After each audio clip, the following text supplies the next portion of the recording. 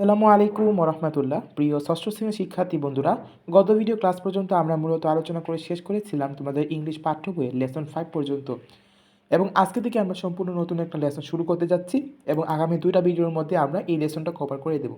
So বন্ধুরা, চলো আমরা আমাদের ভিডিওর মূল আলোচনা শুরু করে দিই। তবে ভিডিওটি শুরু করার আগে তোমাদের কাছে একটা ছোট্ট রিকোয়েস্ট থাকবে, যদি তোমরা আমাদের এই চ্যানেলের কোনো ভিডিও তোমার কাছে কোনো রকমে হেল্পফুল মনে হয় তাহলে অবশ্যই আমাদের চ্যানেলটিকে সাবস্ক্রাইব করে দিবে। তো এবার চলো আমরা আমাদের ভিডিওর মূল আলোচনা শুরু করে দিই। সো আজকে আমাদের আলোচনার মূল বিষয় হচ্ছে লেসন 6, যেটা হচ্ছে ইট স্মেলস গুড। সো এখানে স্মেলস শব্দের অর্থ হচ্ছে সুগন্ধ, বুঝছো? স্মেল শব্দের অর্থ হচ্ছে সুগন্ধ। সো ফার্স্টে আমাদের অ্যাক্টিভিটি এ রয়েছে, বলা হয়েছে রিড দ্য প্যাসেজ। নিচে যে অনুচ্ছেদটা রয়েছে সেটা আমাদেরকে পড়তে বলা হয়েছে। অ্যান্ড দ্য ডায়লগ বেল, এখানে একটা অনুচ্ছেদ রয়েছে এবং এখানে একটা ডায়লগও রয়েছে, ঠিক আছে?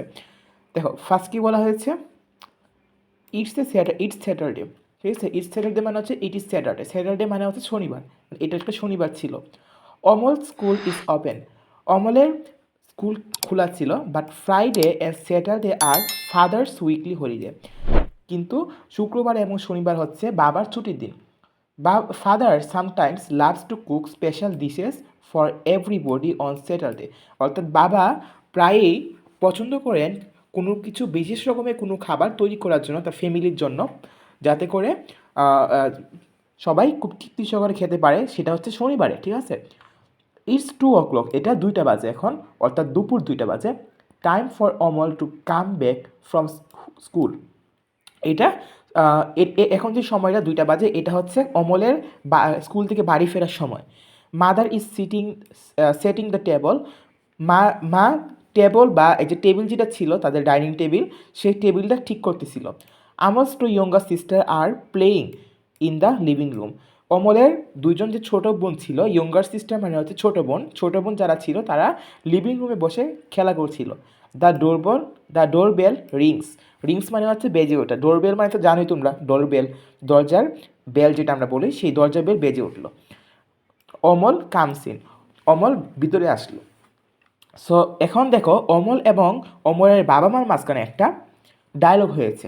অমল বলতেছে তার মাকে, hi mom, I am back, আমি ফিরে এসেছি। হোয়ার ইজ ড্যাড, বাবা কোথায়? মাম বলতেছে, ইন দ্য কিচেন, সে মানে উনি রান্নাঘরে আছেন। টুডে ইজ স্যাটারডে, রিমেম্বার, আজকে যে শনিবার সেটা কি তোমার মনে আছে? অমল বলতেছে তখন, রাইট, দ্যাটস কুকিং ডে, অর্থাৎ বাবার রান্না করার দিন, তাই না?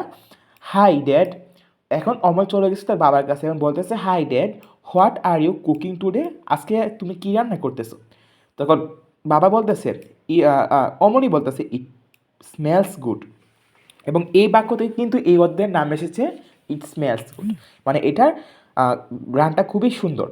দ্যাটস বলতেছে তখন, ইটস মুরগ পোলাও, এটা হচ্ছে মুরগ পোলাও ডিয়ার, আমার প্রিয়। ইউর ফেভারিট ডিশ, তোমার পছন্দের খাবার। অমল বলতেছে, ক্যান আই ট্রাই সাম, আমি কি কিছু একটু ছেঁকে দেখতে পারি বা একটু খেয়ে দেখতে পারি? দ্যাট বলতেছে তখন, নো ইউ ক্যান, তুমি পারবা না।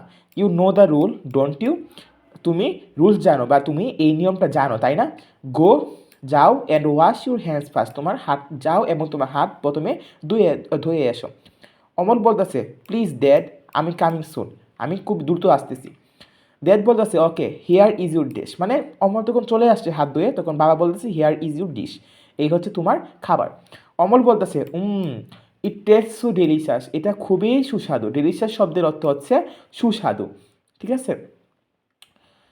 আর টেস্ট মানে তো জানোই স্বাদ, তার মানে এটা স্বাদটা খুবই সুস্বাদু।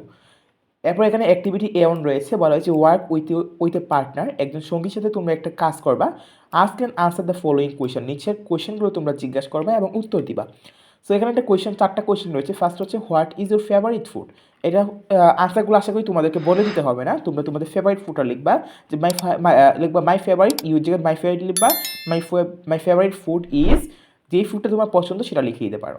সো এখানে আরেকটা কোয়েশন হচ্ছে, where do you usually have it, ঠিক আছে? তুমি এটা কোথায় সাধারণত খেয়ে থাকো, তুমি কি বাসায় খাও নাকি হোটেলে খাও, সেটা লিখে দিতে পারো, বা রেস্টুরেন্টে খাও, সেটা তোমরা এখানে চাইলে লিখে দিতে পারো।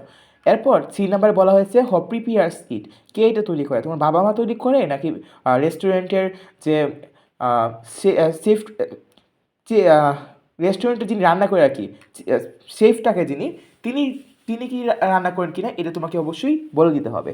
2 নম্বরে বলা হয়েছে হাউ ডাজ ইট টেস্ট, এটা কীরকম স্বাদের, মানে এটা খেতে কেমন স্বাদ, তাই না? তো এগুলো আশা করি তোমরা লিখতে পারবা। সো এগুলো নিয়ে আমি আর বেশি আলোচনা করলাম না। এরপর এখানে যে আজকের ভিডিও আমরা এখানে শেষ করব। পরবর্তী ভিডিওতে আমরা A2, A3 এবং A4 এই 4টা পার্ট একসাথে আলোচনা করব। সো আজকের মতো আমরা এখানেই ভিডিও শেষ করছি। দেখা হবে নেক্সট ভিডিওতে। ততদিন সবাই ভালো থাকবা, সুস্থ থাকবা। আল্লাহ হাফেজ।